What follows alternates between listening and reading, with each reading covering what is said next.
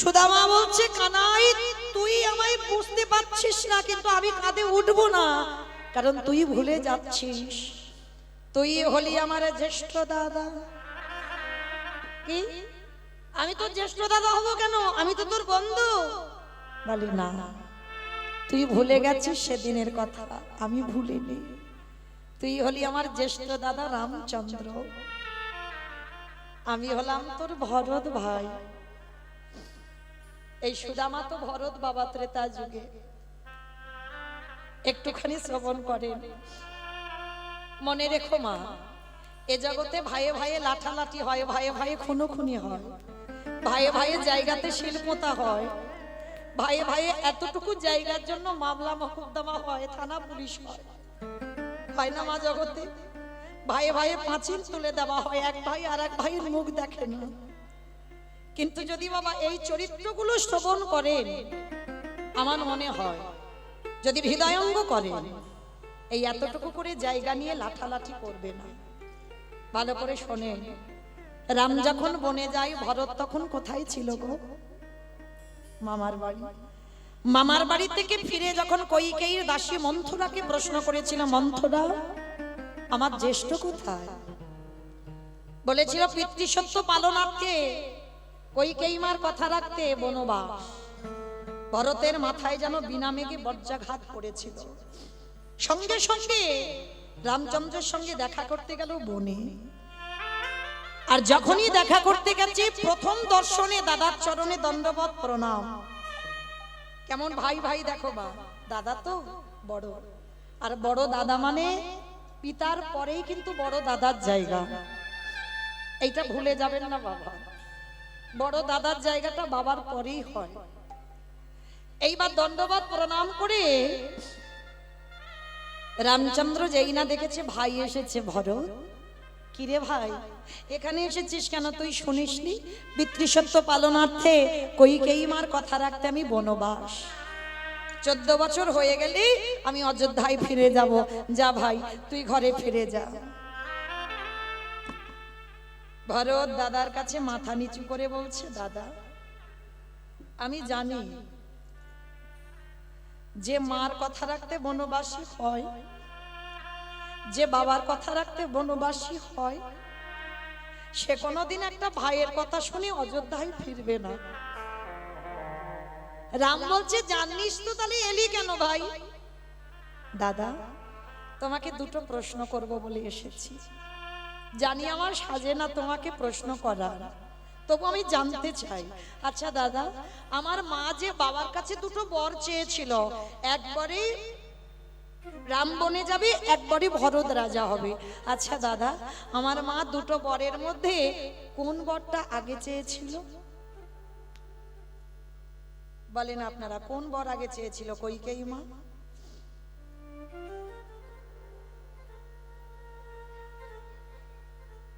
ভরত রাজা হবে। প্রথম বলেছিল ভরত রাজা হবে, তারপরে বলেছে রাম বনে যা। তাহলে প্রথম বলল আগে আমার ভরত রাজা হোক, তারপরে রাম বনে যা। ভরত রামচন্দ্রের চরণ দুটো ধরে বলল, দাদা সত্যি কি আমার মায়ের কথা রেখেছো? আমার মা তো বলেছিল আগে ভরত রাজা হবে, তারপরে রাম বনে যাবে। তাহলে আমি মামার বাড়ি থেকে ফিরলাম না, আমি রাজ সিংহাসনে বসলাম না, রাজা হলাম না, তুমি পালিয়ে এলে কেন? দাদা সবাইকে তুমি মিথ্যা বোঝাতে পারবে, ভুল বোঝাতে পারবে, তোমার ভরতকে নয়। তুমি জানতে আমি যদি মামার বাড়ি থেকে ফিরে সিংহাসনে যদি বসি, আর যে দেশের রাজা হবে বাবা, তার কথা শেষ কথা, দেশের নেতা হয়, যে দেশের রাজা হয়, তার আদেশ প্রজাদের পালন করতে হয়। তো ভরত যদি সিংহাসনে বসতো, ভরত আদেশ দিত, এই অযোধ্যায় কোনো পুত্র বনবাসী হবে না। আর দেশের রাজা মানে তার কথা শিরোধার্য সবার। ভরত বলছে, দাদা তুমি জানতে তোমার ভরত এটা করবে, তাই তো তুমি আমার ফেরার আগে পালিয়ে এসেছো। তবে ঠিক করেছো দাদা, তবে মিথ্যা বলো না। তুমি আমার মার জন্য বনবাস নয়, পিতৃসত্য পালনের জন্য বনবাস নয়। ভগবান হয়ে ভাইয়ের কাছে নত হয়ে গেল। ঠিক বলেছিস ভালো, যেটা জগতে কেউ বুঝতে পারেনি তুই পেরেছিস। মার জন্য নয়, বাবার জন্য নয়। আমি যদি সিংহাসনে বসে পড়তাম, আমার জগতে অনেক কাজ বাকি আছে, আমার সেই কাজগুলো পূর্ণ হতো না। বিশেষ করে আমি বনে যদি নামাসি, সীতা যদি হরণ না হয়, রাবণের 1 লক্ষ ছেলে 1.25 লক্ষ নাতি উদ্ধার করবে কি? দেখেছে ভগবান নিজে মুখে স্বীকার করলো, আমি আমার কাজের জন্য বনবাস, কারোর জন্য বনবাস নয়। ভরত করজোর করে বলল, দাদা বেশ, তবে একটা কথা বলে যাই, তোমার জন্য আমি 14 বছর অপেক্ষা করব।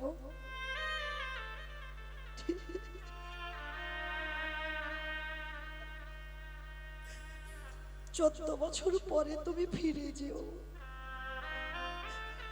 14 বছর পরে যদি একবেলা সূর্য উদয় হয়,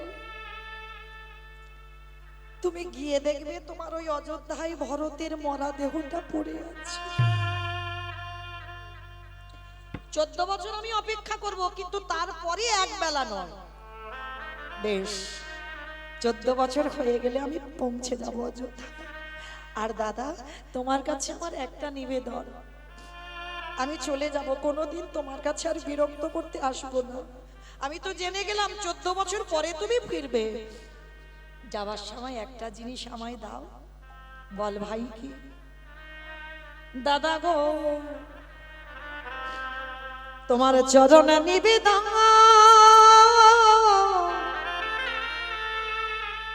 তুমি তোমার চরণের খরম যুগ আমায় দাও। আমি আর তো কিছু নিতাই গৌর প্রেমানন্দে হরি বল, হরি বল। আমি আর তো কিছু চাহি না দাদা, তোমার খরম যুগলে আমায় দান করো। 14 বছরে যে জায়গাটা তোমার জায়গা, সে জায়গায় আমি বসতে পারি না দাদা, তাই সিংহাসনে তোমার খরম যুগলে রাখবো। আর ধুলার পরে পরে আমি 14টা বছরে তোমার খরম সেবা করব। দাদা গো, নিতাই গৌর প্রেমানন্দে হরি বল, হরি বল। তোমার খরম যুগলে সিংহাসনে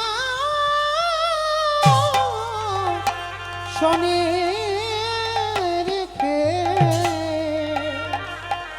14 বছরে আমি যুগল সেবা করি। রামচন্দ্র বললেন, ভাই এ জন্মে আমি তোর দাদা, তুই আমার ভাই, তুই সব জেনে গেলি, কিন্তু প্রতিবাদ করতে পারলি না যে আমার অন্যায়, আমার ভুল। কেন? আমি জ্যেষ্ঠ দাদা, আমি বড়, তাই কথা দিলাম, এই যে 14 বছর আমার খরম সেবা করে তুই ঋণী হবি, আমি তোর কাছে ঋণী হয়ে যাব, কথা দিলাম। এর পরের জন্মে দুইজনই আর ভাই ভাই হব না, এর পরের জন্মে আমরা দুজন হব বন্ধু বন্ধু। আর বাবা, সম্পর্ক যদি বন্ধু হয়, আপনি যদি আমার থেকে বয়সে বড়ও যদি হন, শাসন করা যায়। সম্পর্কটা লক্ষ্য করতে হবে বন্ধু। আমরা দুজনেই বন্ধু হব। আর কথা দিলাম ভরত, এই যে 14 বছর আমার খরম সেবা করে ঋণী হয়ে এলাম, যেদিন তুই সুদামা হবি, যেদিন আমি ব্রজেন্দ্র নন্দন কৃষ্ণ হব, যেদিন দ্বারকায় আমার কাছে যাবি, আমি নিজের হাতে তোর ওই চরণ যুগল ধৌত করব। শুধু ধৌত করব নয়, আমি ওই ধৌত করা জল আমি পান করিব। ওরে ভাই নিতাই গৌর প্রেমানন্দে হরি বল। যেদিন বন্ধু হয়ে দ্বারকায় যাব, সেদিন সকলেরই আমি পরিশোধ করিব। বেশ, আজকে সেই ভরত হলো সুদামা। দুই বন্ধু আজ কাঁধে চড়া কাঁধে কড়া করে যে যার ঘরে ফিরল। আর ঘরে ফিরে বেশ কিছুদিন পর কৃষ্ণ বলরাম সবাই ভর্তি হয়েছে অবন্তীনগরে সন্দীপনী মনির পাঠশালায়। সুদামা বাইনা নিল, মা আমিও গুরু আশ্রমে যাব। মায়ের কাছ থেকে অনুমতি নিয়ে সুদামাও পাঠশালায় ভর্তি হলো। আর সুদামাকে দেখতে ওই গুরুদেব সন্দীপনী মনির হারিয়ে যাওয়া ছেলে মধুমঙ্গলের মতো।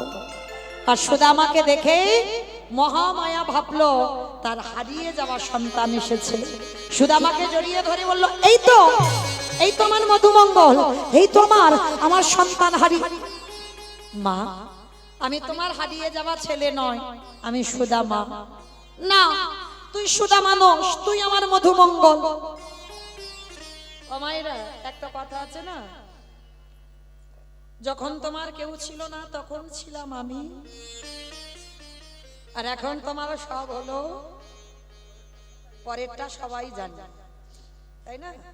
এইবার লক্ষ্য করেন, যেই না সুদামাকে ছেলের জায়গা দিয়েছে, কৃষ্ণকে ঠেলে দিয়েছে। এতদিন কৃষ্ণ ছেলে হয়েছিল, আর সুদামাকে দেখে ভাবলো হারিয়ে যাওয়া ছেলে, সুদামাকে ছেলের জায়গা দিয়েছে, কৃষ্ণকে ঠেলে দিল। মনে রাখবে মা, এ জগতে যারা কৃষ্ণকে ঠেলে দেয়, আমার কথা নয়, চৈতন্য চরিতামৃত গ্রন্থে কবিরাজ গোস্বামী পাদ লিখলেন, আমায় ভজে মাগে বিষয় সৌ, অমৃত ছাড়ি দি সংসারে দৌ, কৃষ্ণ কহি আমি বিজ্ঞ, সেই মূর্খে বিষয় কেন দিব, সচরণ অমৃত দিয়ে তারে বিষয় ভুলাই। কৃষ্ণকে ঠেলে দিল, সুদামাকে ছেলের জায়গা দিল।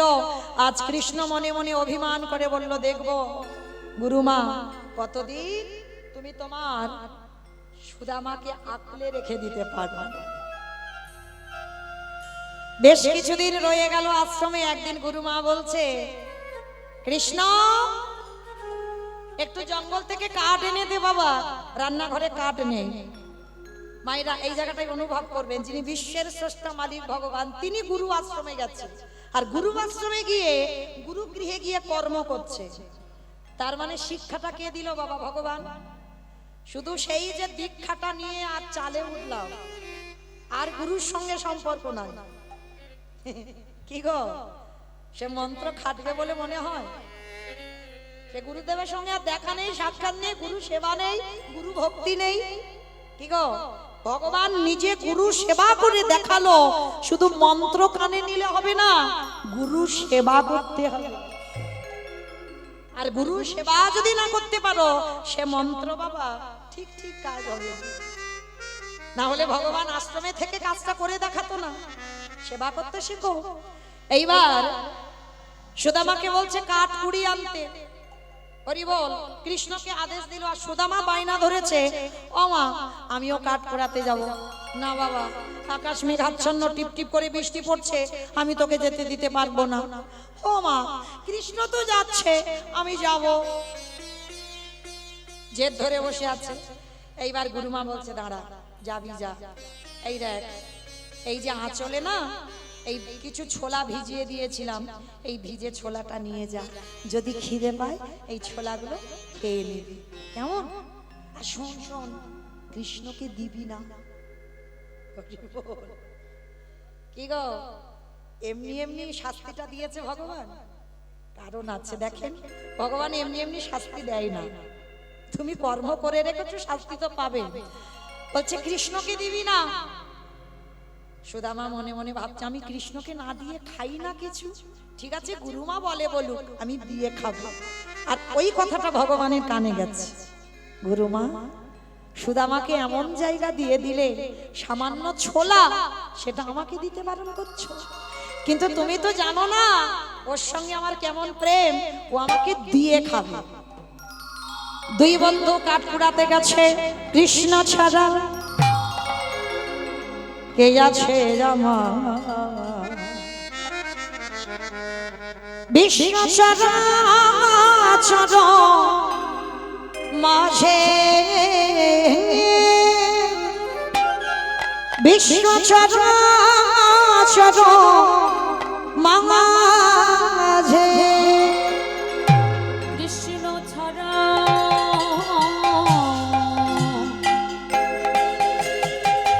বালক কে আছে আমার, বিশ্ব চরাচর মাঝে,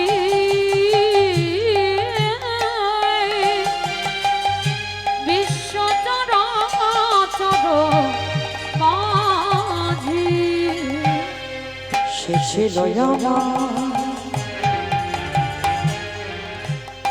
দুঃখ সুখের বন্ধু, সে হলো আমার ভব পারাবারের সিন্ধু,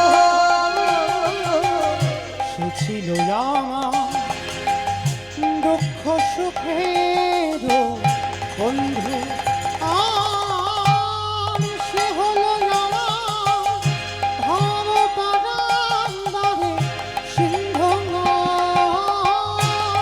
তার নাম ভুলিতে কি পারি, তার নাম ভুলিতে কি পারি, তার নাম ভুলিতে কি পারি, বিশ্ব চরাচর মাঝে,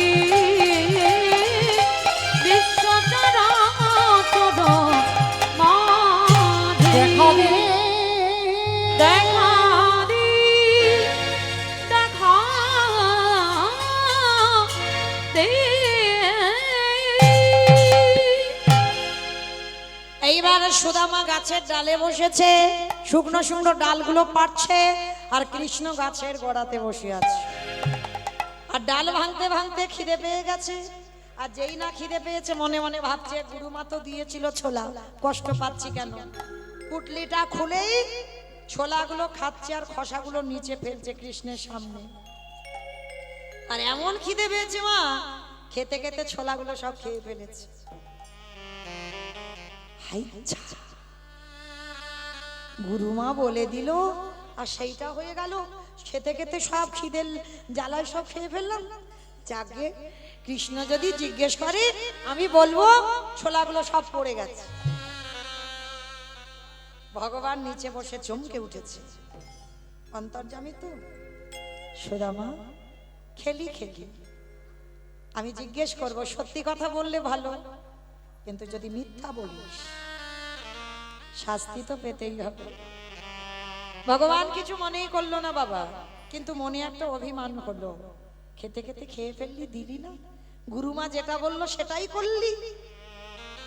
বৃষ্টি থেমে গেল, দুই বন্ধু মাথাতে কাঠের বোঝাটা নিয়ে আশ্রমে ফিরছেন। ভগবান ছলনাময়, ছলনা করে প্রশ্ন করলো, ও সুদামা, সুদামা রে, ওই গুরুমা যে ছোলাগুলো দিয়েছিল দুটো দেনারে, বড্ড খিদে পেয়েছে। আচ্ছা, এইবার কি বলবো, সে তো সব খেয়ে ফেলেছি, কখন জাগো তো দেখতে পাইনি, বলেই দিই পড়ে গেছে। কানাই, হ্যাঁ গুরুমা দিয়েছিল ঠিক কথা, কিন্তু জানিস কখন আমার সে আঁচল থেকে দেখ তুই একবার তাকিয়ে সব ফুলে পড়ে গেছে। যেই না কথাটা বলেছে ভগবান চমকে উঠেছে, বুঝতে দিল না সুদামাকে। তাহলে তাই নাকি সব পড়ে গেছে? বলে হ্যাঁ দেখ, আমি জানি আমরা দুজনে খাবো, কিন্তু কখন পড়ে গেছে বুঝতে পারিনি। ভগবানের হৃদয়টা কেঁপে উঠল, জগতে সব মিথ্যাবাদী, তুইও মিথ্যাবাদী হলি। সব মিথ্যাবাদী ভাই যারা দাঁড়িয়ে আছে, বসে আছেন কীর্তনিয়া সম্প্রদায়, বলেছিলাম কৃষ্ণ দাস হব, হয়েছি মায়ার দাস। তাহলে সব মিথ্যাবাদী, সবাই মিথ্যাবাদী। সুদামা তুইও মিথ্যা বললি, তবে এইটুকুর জন্য তোকে শাস্তি পেতেই হবে। তুই তো বলতে পারতিস খেতে খেতে খেয়ে ফেলেছি, আমি কি তোকে বকতাম না মারতাম? তবে মিথ্যা যখন আচরণ আমার সঙ্গে করলি, আমি তো ফিরিয়ে দেব, কারণ আমার কেউ আপন নয়, আমার কেউ পর নয়। কর্মের শাস্তি পেতেই হবে। দুই বন্ধু চলে এলো, আর দুই বন্ধু যেই না চলে এলো বাবা, বেশ কিছুদিন পর আশ্রমে রয়েছে। হঠাৎ একদিন রাতের অন্ধকারে ভগবান এসেছে বন্ধু সুদামার কাছে। ও সুদামা, সুদামা! কিরে বন্ধু, এই একটা কথা বলবি? বল কানাই। আচ্ছা, তুই আমায় কতটা ভালোবাসিস? হরি বল। এটা কি রকম প্রশ্ন কানাই? কতটা ভালোবাসিস? কি মাইরা, আপনাদের যদি কেউ জিজ্ঞেস করে, আরে তুই আমায় কতটা ভালোবাসিস, কি বলবেন? 1 কিলো, 2 কিলো, 5 কিলো, 10 কিলো? কত কিলো ভালোবাসা যায়? বলা যায় না, না? বেশ, বলা যায় না। একটা কথা ভালোবাসা মাপা যায় না, একটা কথা বলা যায়, তোকে আমি আমার জীবন দিয়ে ভালোবাসি। তোর জন্য যদি আমার জীবন চলে যায়, হাসতে হাসতে দিয়ে দেব, এইটা বলা যায়। তা সুদামা বলছে তোকে আমি জীবন দিয়ে ভালোবাসি। ও, তুই আমায় জীবন দিয়ে ভালোবাসিস? তাহলে একটা কাজ কর, জানিস, একটু না নাড়ু খেতে ইচ্ছে হয়েছে। নাড়ু? এই রাত্রিবেলা আমি নাড়ু কোথায় পাবো? শোন, সকাল হোক, গুরুমাকে বলবো তোর জন্য নাড়ু করে দিতে। দূর, তুই বলবি কেন? আমি বললে কি গুরুমা করে দেবে না? দেবে তো, কিন্তু শোন, চুরি করে খাওয়ার স্বাদ আলাদা। কি মাইরা ভুল বললাম? সেই যখন স্কুলে যেতেন, তেঁতুলের ঢিল মেরে তেঁতুল পাড়া আমি করেছি। আম চাইলে দেবে, কিন্তু ঢিল মেরে আম পাড়া, মানে চুরি করে। ছোটবেলা তো বন্ধু বান্ধবদের সঙ্গে চুরি করে খাওয়া, মানে চুরি করে স্বাদ একটু আলাদা হয়। এখন তো আর ওসব নেই বাবা, এখন একটাই জগৎ পাগল, মোবাইল। বেশ, তো যাই হোক, এইবার যেই না আজকের ভগবান কৃষ্ণ বলছে আমাকে একটা কাজ কর, গুরুমা রান্নাঘরে না 1 থালা নাড়ু করেছে আজকে, ওই নাড়ুর মধ্যে 2টো নাড়ু চুরি করে আমার দে। চুরি? আমি করবো না নাড়ু চুরি? আমি ব্রাহ্মণের ছেলে, জীবনে চুরি করিনি, আর তুই বলছিস ও এই বললি তোরে আমি জীবন দিয়ে ভালোবাসি, প্রাণ দিয়ে ভালোবাসি, আর আমার জন্য চুরি করতে পারবি না? কিন্তু যদি ধরা পড়ে যাই? ধরা পড়বে কেন, আমি তো পাহারা দেব, আর আমি পাহারা দিলে, আমি তোকে ইশারা করলে তুই পিছনের দরজা দিয়ে চলে যাবি।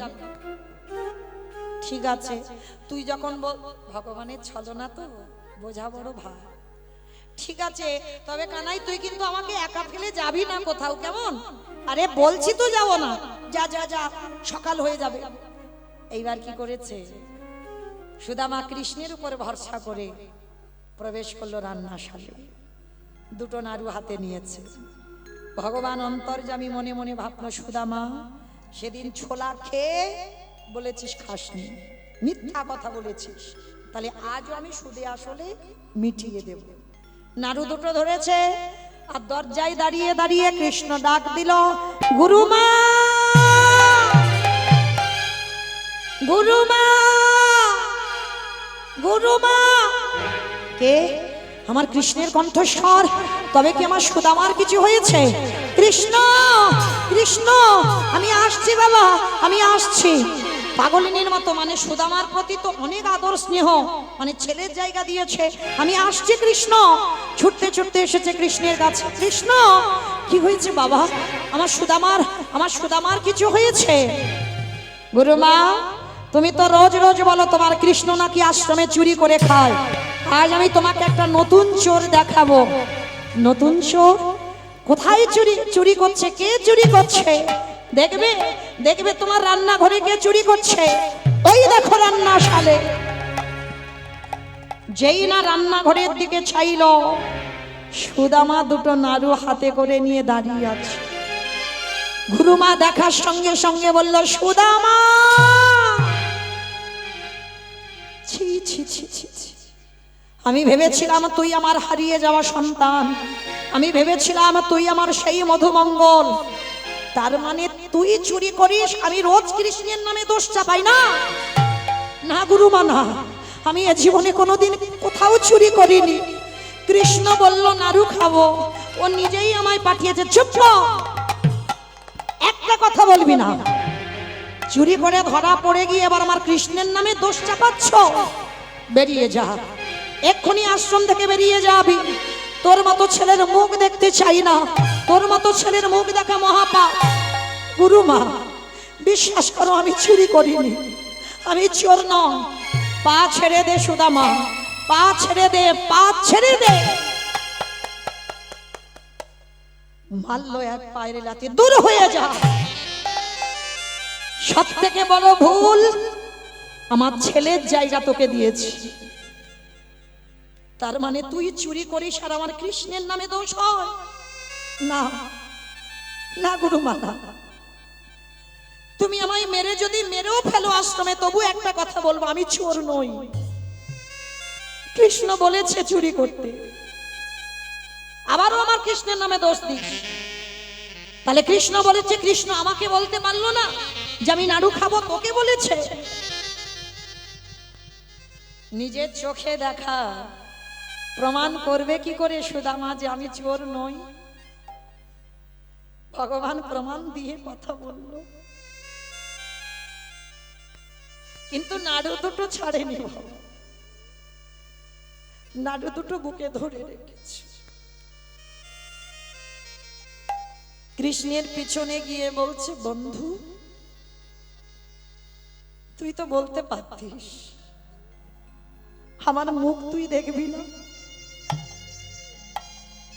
যদি বলতিস যে আমার মুখ দেখবি না, আমি চলে যেতাম। চোর সাজালি কেন? চোর সাজালি।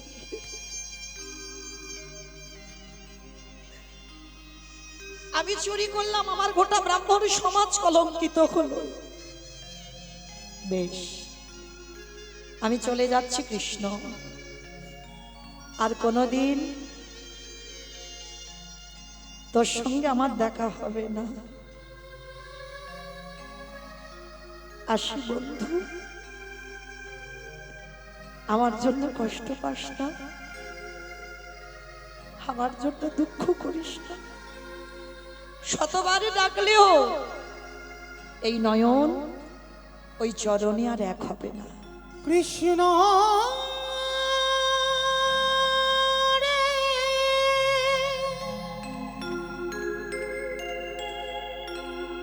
আমি চলে যাই, বিদায় দে। কোন অপরাধে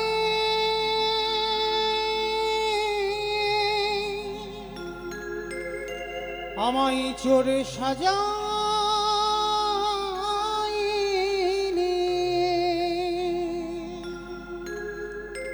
কৃষ্ণকে দূর থেকে প্রণাম করে নাড়ু দুটো বুকে নিয়ে গেছে যমুনার তীর। চোখের জল আর যমুনার জল দুটো এক হয়ে যাচ্ছে। সুদামা হাঁটু পর্যন্ত জলে নেমে কাঁদছে, আর ওদিকে কৃষ্ণ ভগবান এসে ডাকছে, সুদামা এই বন্ধু নাড়ু দে। তুই তো আমার জন্য নাড়ু চুরি করেছিস, একটা নাড়ু দে।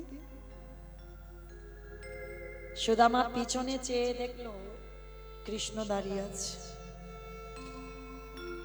নাড়ু খাবি? এত যদি শখ নাড়ু খাবার, অপবাদ দিলি কেন? চোর অপবাদ। ভগবান যেন কিছু হয়নি বাবা, কিছু বুঝতে পারছে না। সুদামা ওসব ভুলে যা, ওসব কথা বাদ দিয়ে দে। এখন দুটো নাড়ু আছে তো, তুই একটা খা, আমার একটা দে। সুদামা বলল, না, আমাকে যখন চোর সাজিয়েছিস, আমি চোর হয়ে থাকবো, আমি তোকে দেব না। দে না, যা হওয়ার হয়ে গেছে। ঠিক আছে, আমি নয় ভুল করেছি, আমি অন্যায় করেছি, দে একটা নাড়ু দে। বললাম না দেব না। তুই যদি 1000 বারও বলিস আমি একটা কথা বলবো, আমি দেব না দেব না দেব না, দিবি না? আমি হাত পেতে চাইছি, দিবি না? না, বেশ। আমি যখন হাত পেতে চাইলাম, তুই যখন দিতে চাইছিস না, আমিও প্রতিজ্ঞা করলাম তুইও যতদিন না আমার কাছে হাত পেতে কিছু চাইবি, আমিও তোকে জীবনে কিছু দেব না দেব না দেব না। সুদামা রেগে গিয়ে বলল, কৃষ্ণ, অভাবের তাড়নায় যদি প্রাণও চলে যায় যা, প্রতিজ্ঞা করলাম জীবনে তোর কাছে আমি হাত পেতে কিছু চাইবো না। যদি মরতে হয় আমি মরতে রাজি, কিন্তু জীবনে তোর কাছে হাত পাতবো না। কৃষ্ণ প্রতিজ্ঞা করলো যতদিন না তুই চাইবি আমি তোকে দেব না। আর সুদামা প্রতিজ্ঞা করলো মরে যাব ভালো, তোর কাছে আমি জীবনে হাত পাতবো না। ও ভাইয়ের কাছে প্রতিজ্ঞাবদ্ধ। মনে রাখবে মা, যাদের কাছ থেকে কৃষ্ণ চলে যায় তাদের কি দশা হয়। সুদামার জীবনে এলো, প্রতিজ্ঞা করে কৃষ্ণ চলে যাচ্ছে গুরু আশ্রমে, সুদামা দাঁড়িয়ে রইল। বিদর্ভ নগর থেকে খবর এলো, সুদামা সুদামা, আমি এখনই সংবাদ নিয়ে আসছি, তোমার মায়ের মৃত্যু হয়ে গেছে। চিৎকার করে ডাক দিল, কৃষ্ণ।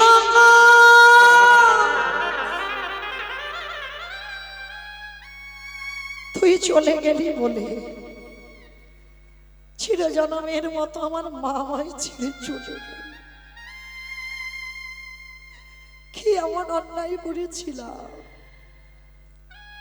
যে অপরাধ করে সে তো জানে না মা আমি কি অপরাধ করেছি। ছুটতে ছুটতে সুদামা গেল বিদর্ভ নগর। মায়ের মরা দেহটা পড়ে আছে, মায়ের বুকের উপরে ঝাঁপিয়ে পড়ল। কথা বলো মা, আমার কৃষ্ণ চলে গেল বল,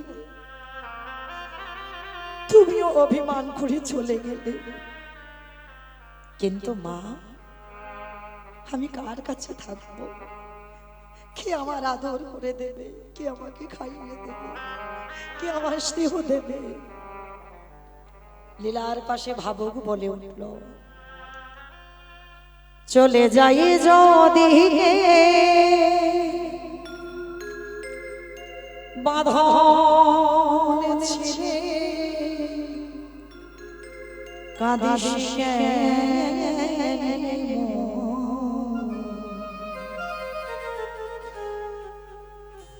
ভাবা এ সংসারে আছে সর্ব ক্ষমা।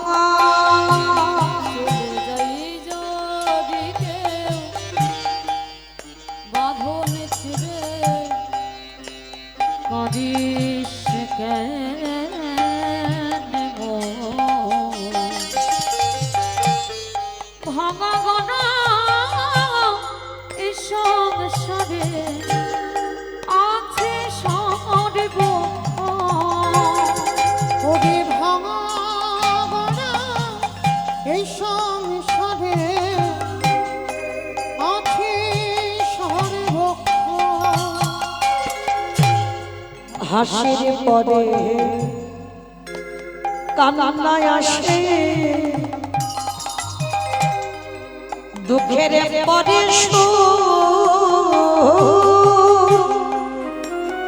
আধার রাতে পার যেত দেখবি আলোর মুখ। ওরে হাসির পরে কান্না আসে, দুঃখের পরে আধার রাতে পারে রে তুই দেখবি আলোর মুখ। ওরে যাই না বলা কারোর কাছে ভাগ্যের ভাঙা গোনা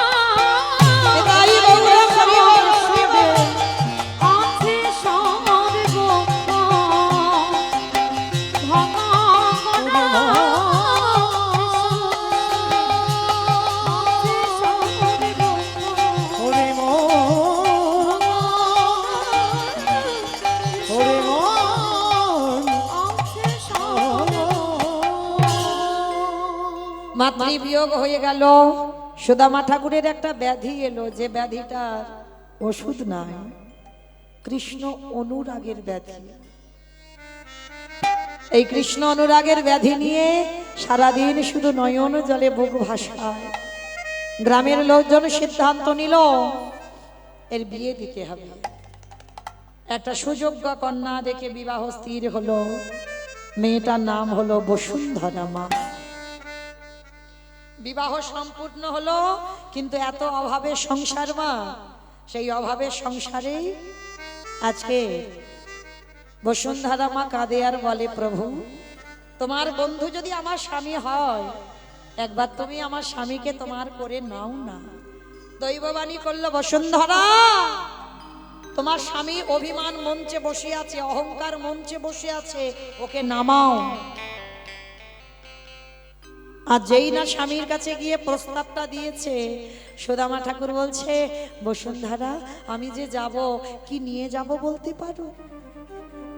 নগরে নগরে ভিক্ষা করে একটা বাড়িতে পেয়েছে শুকনো চিড়ে, আর একটা বাড়িতে পেয়েছে খুদ, আর একটা বাড়িতে একটু গুড় পেয়েছে। গুড় দিয়ে খুদের নাড়ু আর চিড়ে নিজের আঁচলটা ছিঁড়ে পুটলিতে করে বেঁধে দিল। সুদামা ঠাকুর যাবে দ্বারকায় কৃষ্ণের সঙ্গে দেখা করতে। পুটলি দুটো বুকে করে ধরে নিয়েছে। হরি বল, কৃষ্ণ আমি আসছি তোর কাছে, আসছি। বসুন্ধরাকে রেখে দ্বারকায় যাচ্ছে। হরি বল। মায়েরা আর 5 মিনিট, 5 মিনিট পরে আপনাদের ঘুমানোর বিছানা করে দিয়ে চলে যাব। মিলনটা করতে দেন, কারণ যারা যুগল ভেঙে চলে যাচ্ছেন ঘরে গিয়ে নিজ নিজ যুগল ভেঙে যাবে। তখন যেন বলো না, মৌমিতা বললো বলে স্বামী স্ত্রীর এইরকম অশান্তি শুরু হলো। কেমন? আজকে যুগল ভেঙো না, 5 মিনিট যুগল ভাঙতে নেই। শুনবো না, কিন্তু বসে যখন পেরেছো, লীলাটা যখন প্রবেশ করেছি, ভাগবতীয় লীলা তো সমাপ্ত করে যুগলে রেখে যেতে হয়। বেশ, এইবার সুদামা ঠাকুর বেরিয়ে পড়লো দ্বারকায়। বন্ধু আমি আসছি তোর কাছে। কত দূর? একবার কাছে করে নে না বন্ধু।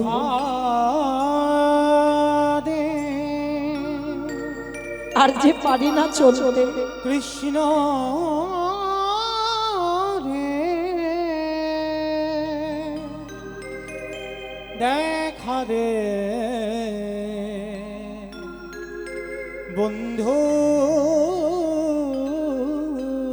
রে, দেখা রে সখা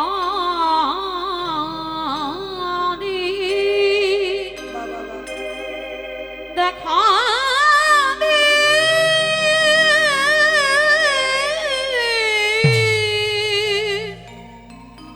বন্ধু রে, দেখা দে কত দূর বন্ধু রে। যেই না বন্ধু বন্ধু বলে ডাক দিয়েছে, চরণটা ফেলেছে,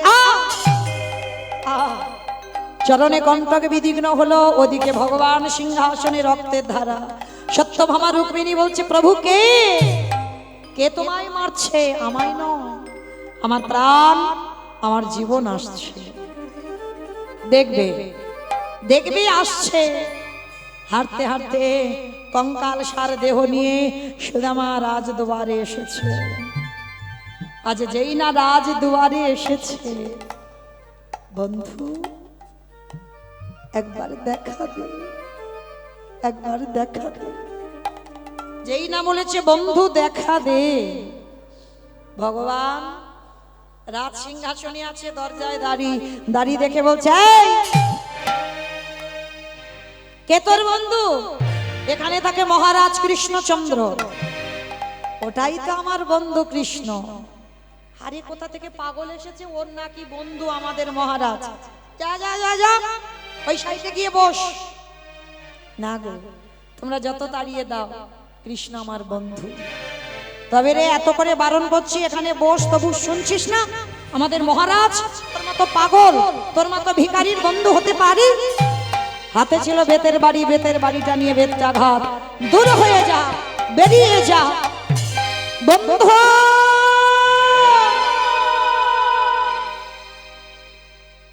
এত মারা মেরেছে, রক্ত ঝরে ঝরে পড়ছে।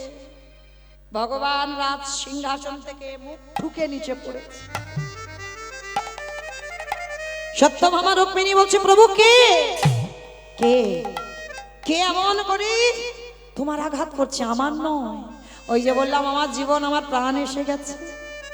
ভগবান ছুটে গেল, রাজ দুয়ারে গিয়ে কোলে করে তুলে নিয়েছে।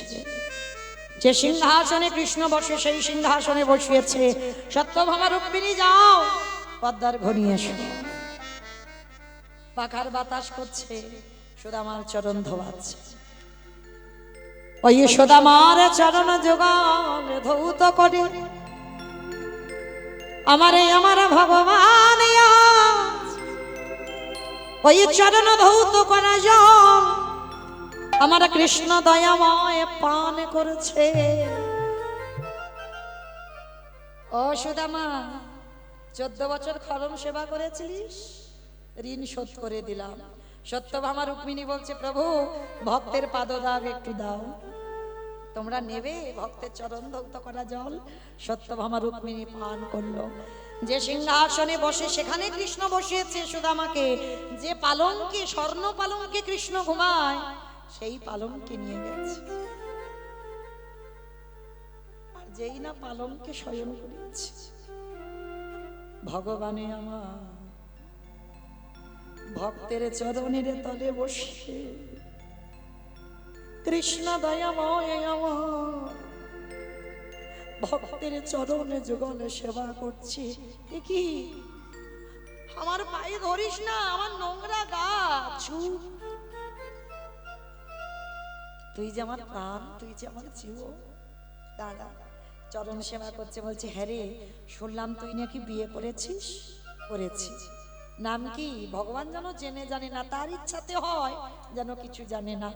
বসুন্ধরা। হ্যাঁ রে, বিয়ে করলি, কই নিমন্ত্রণ করলি না তো? বলে না, তখন তোর সঙ্গে তো ঝগড়া চলছিল, ওই জন্য করিনি। বেশ, তাহলে এখন তো ঝগড়া মিটে গেছে। হ্যাঁ রে, বসুন্ধরা মা কিছু পাঠায়নি? পুটলিটা লুকাচ্ছে। কি লুকাচ্ছিস? সেদিন ছোলা খেয়ে বলেছে খাইনি, তাতে পাপ ছিল। এটা লুকাচ্ছে, পাপ নেই মা। কেন এটা কেন লুকাচ্ছে? লজ্জা।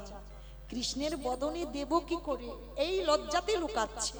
দেব না তার জন্য নয়, যেই না বাবা লুকিয়ে নিচ্ছে, কৃষ্ণ বলছে, কি রে দেখি তো কি লুকাচ্ছিস। যেই না বাবা জোর করে টেনে পুটলিটা কেড়ে নিয়েছে, দেখি তো কি এনেছে আমার জন্য। বাবা, ভক্তের প্রেম ভালোবাসা মাখানো। যেই না, বাবা আমি গুড়ের নাড়ু ভালোবাসি, আমার জন্য নাড়ু এনেছে। দুইজন এই নাড়ুর জন্য ঝগড়া করেছিলাম, বসুন্ধরা মা নাড়ু করে দিয়েছে। দেখি তো আর একদিকে কি আছে। বাবা, আমি চিড়ে খেতে ভালোবাসি, চিড়ে এনেছে। আবার দেখেছো, চিড়ে মাঝে মাঝে আবার জল দিয়ে এনেছে, যাতে আমার চিবাতে দাঁতে ব্যথা না লাগে। ওরে কানাই রে, আমি চিড়ে ঘরে থেকে ভিজাই আনি না, আসবার সময়ে মনে মনে ভাবলাম, তুই তো রাজার ছেলে, তোকে সবাই রাজ প্রাসাদে রেখে সবাই রাজে ভোগ সেবা দেয়। আমি ভিখারি কেমন করে ভিক্ষা করা চিড়ে তোর বদনে তুলে দেব।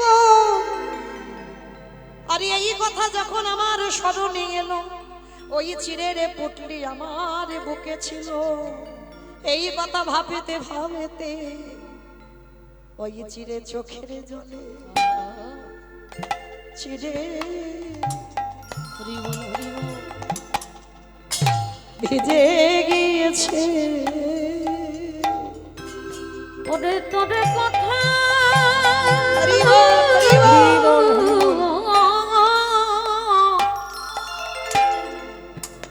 কানাই তোর কথা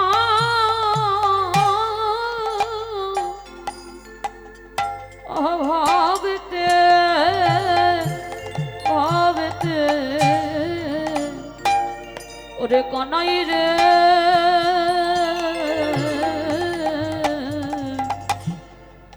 আমার চোখের জলে চিরে চিরে ভিজে গিয়েছে। ভগবান বলল যশোদামা, এই যে ভক্তির চোখের জলে চিরে ভিজে আমায় সেবা দিলি, ওরে আগত কলি যুগে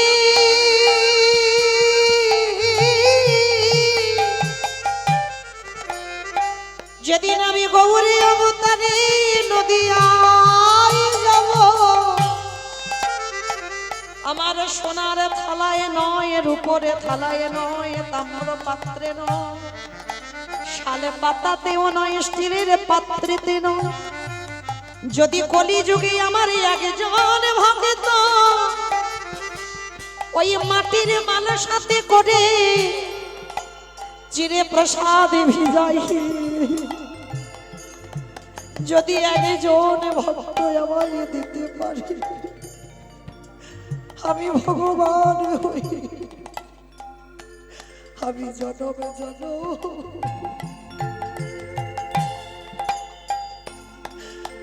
জনমে তার হই যারা। আমি এই প্রতীক্ষা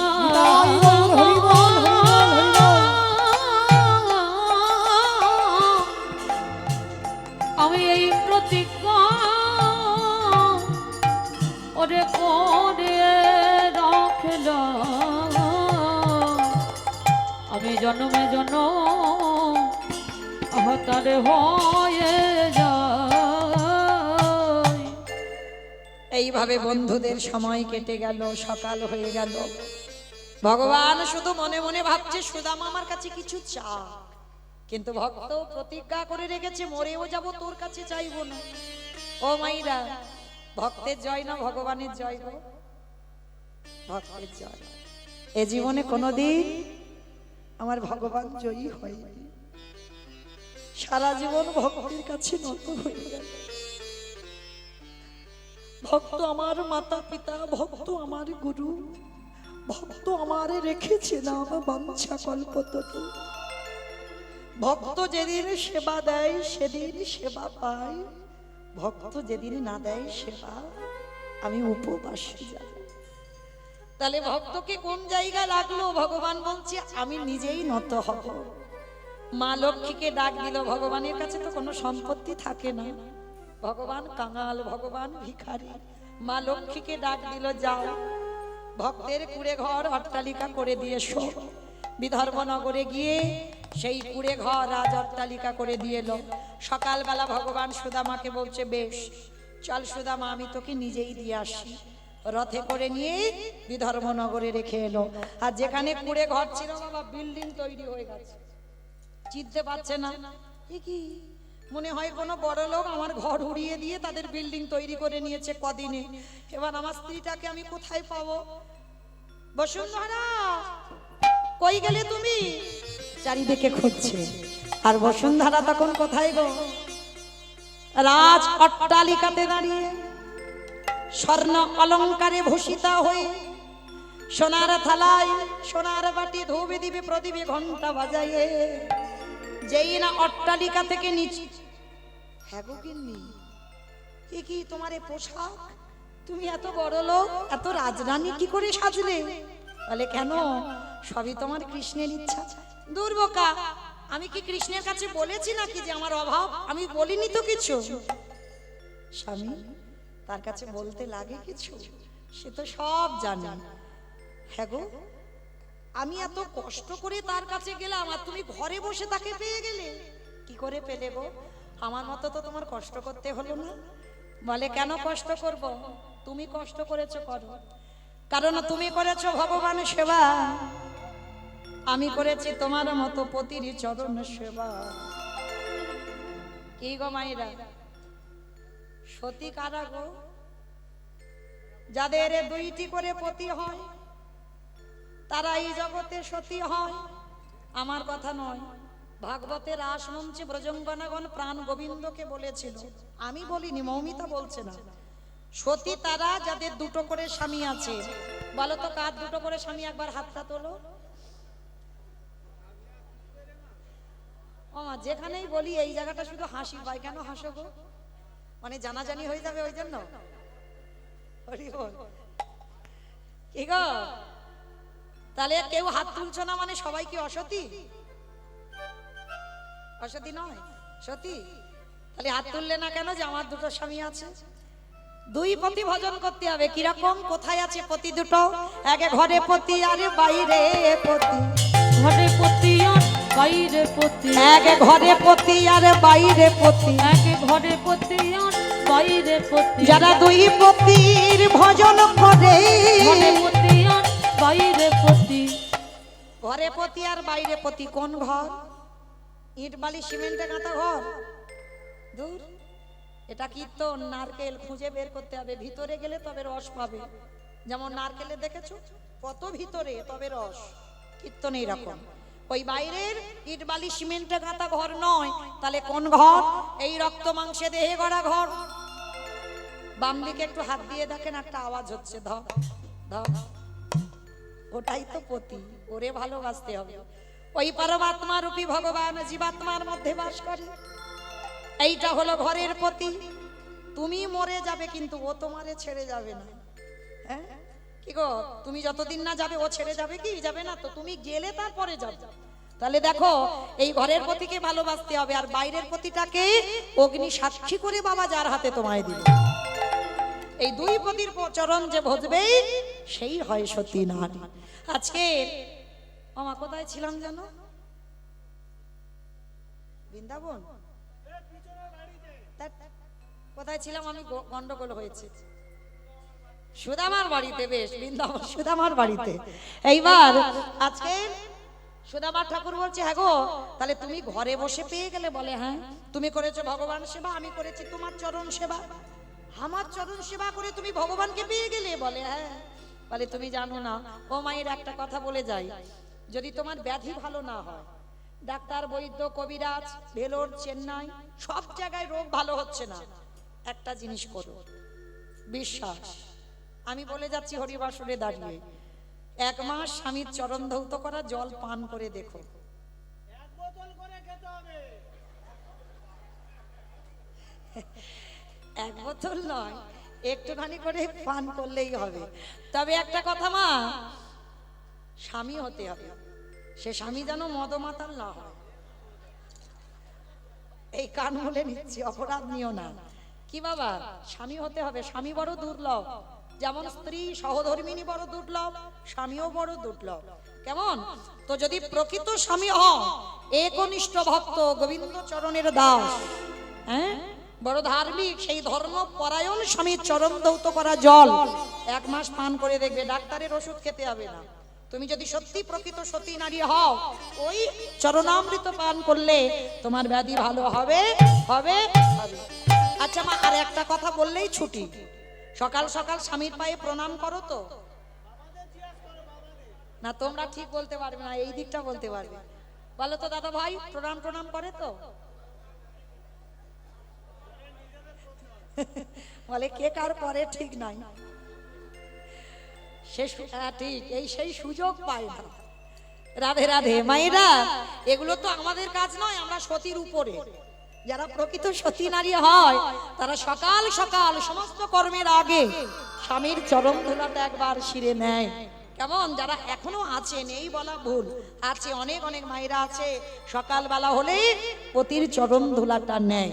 তো এইবার বসুন্ধরা মা বলছে, কি গো, তাহলে আমি তো ঘরে বসে পেয়েছি, তুমি কষ্ট করে গেছো। বলে দেখো, আমি দ্বারকায় গিয়ে দেখলাম তুমি ঘরে বসে পেলে, এসো না আমরা দুজনে একবার ডাকি।